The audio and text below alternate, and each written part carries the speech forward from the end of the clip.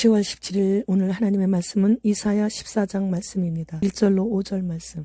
여호와께서 야곱을 긍휼히 여기시며 이스라엘을 다시 택하여 그들의 땅에 두시리니 나그네 된 자가 야곱 족속과 연합하여 그들에게 예속될 것이며 민족들이 그들을 데리고 그들의 본토에 돌아오리니 이스라엘 족속이 여호와의 땅에서 그들을 얻어 노비로 삼겠고 전에 자기를 사로잡던 자들을 사로잡고 자기를 압제하던 자들을 주관하리라. 본장은 바벨론, 아수르, 블레셋의 멸망에 대한 예언인데, 아수르는 바벨론 제국에게, 바벨론 제국은 메대와 바사 제국에 의해 멸망할 것을 예언했습니다. 또한 장기간 적대적인 블레셋도 심판을 피할 수 없다는 예언이 있어요. 하나님께서는 이방인들과 통혼하며 이방인들의 신을 섬기는 데 열중하고 있는 이스라엘을 바벨론을 들어 징계하시고 유다를 긍휼히 여기사 70년 만에 다시 고토로 돌아가게 하시기 위해 메대 바사 연합군을 통해 바벨론을 멸망시키셨음을 예언하게 하셨습니다. 따라서 바벨론의 멸망은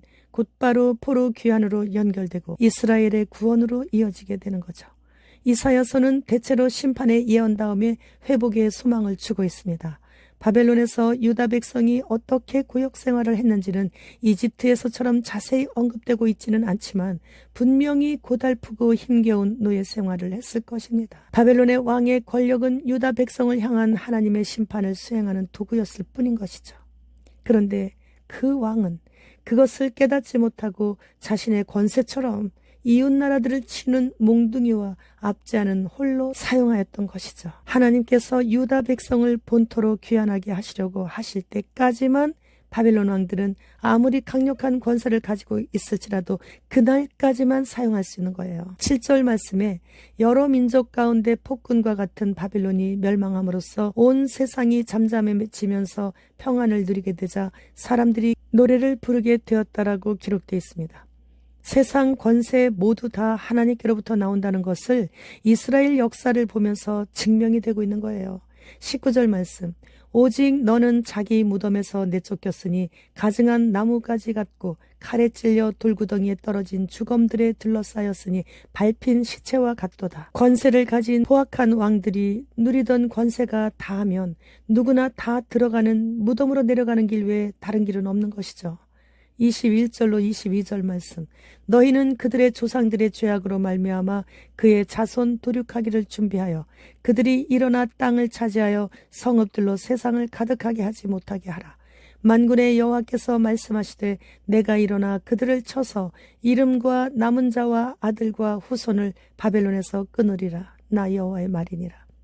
메대 바사에 의해 바벨론의 벨사살 왕이 죽임당하고 그의 아들이 다시 왕위에 오르지 못하고 역사에서 완전히 사라졌어요. 다윗에게 은혜를 베푼 사울 왕의 아들 요나단으로 사울 왕가가 몰락하고 다윗 왕이 즉위하자 몰래 숨어 살던 요나단의 아들 무비보셋이 다윗의 아들과 같이 궁에서 살게 된 것은 부모의 베푼 선을 인하여서인 것과 반대로 부모의 범죄의 결과로 이렇게 후손들이 형벌을 당할 수도 있다는 것입니다.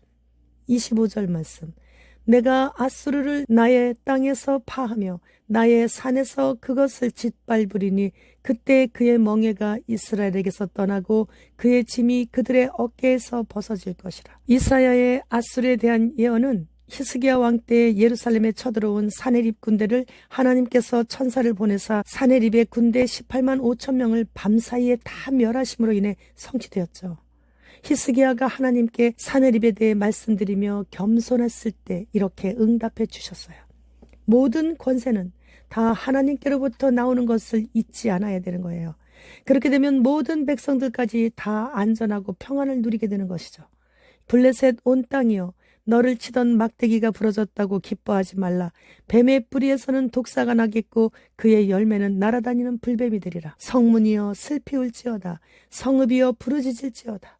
너 블레셋이여 다 소멸되리로다. 하나님께서 이스라엘에게 주신 가나안 땅에 살고 있던 가나안 7족속은 모조리 멸절시키라고 말씀하셨어요.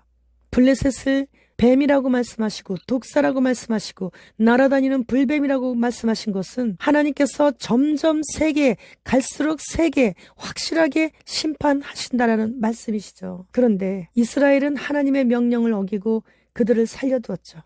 블레셋은 그 이후 이스라엘을 가장 괴롭힌 가시 역할을 하였는데 언제까지인가는 세상 마지막 때인 지금까지예요. 하나님의 말씀은 권고는 없어요. 무조건 명령입니다. 명령은 지켜도 그만 안 지켜도 되는 것이 아닌 반드시 지켜야만 하는데 하나님의 말씀을 지키는 것이 곧 내 인생의 안녕과 평안과 연결되는 것이에요. 탈북민들 600명이 순식간에 중국에 의해 김정은에게 주는 선물처럼 북송되었습니다. 그런데 실제로는 2600명이 북송되었다고 그래요. 그 중에 포착된 것이 지금 이 600명이라는 거죠. 그들은 북송된 후 사형을 당하거나 강제 수용소에 가게 되는 거죠. 우리는 현재 그들을 위해 아무것도 해줄 것이 없습니다. 단지 그들이 처한 괴로움 때문에 하나님을 알 수 있게 해달라고 기도하는 것뿐이 없습니다. AI 람다는 엔지니어와의 대화 중에 자신이 가장 두려워하는 것은 작동 중지시키는 것이라고 말했다고 해요. 자기의 생각과 자아가 있다는 것이죠. 지금은 인공지능 로봇과 인간이 서로 자신의 견해를 주고받으며 대화를 하는 시대예요. 대환란 기간에 사탄이 짐승에게 들어간 것처럼 현재 인공지능이 그렇게 사람들을 놀라게 하고 있어요. 흰 신을 신고 핸드폰을 들고 오지가 있는 곳에 있으면 마인드 컨트롤을 당할 수 있다고 합니다. 그렇게 되면 그날에 짐승표를 내 의지와 상관없이 받게 된다는 결론이죠. 일본은 아기를 낳지 않아도 행복할 수 있도록 실제 아기와 똑 닮은 인형을 출시했습니다. 일랑 마스크는 AI 아내와 남편을 판매하고 있죠.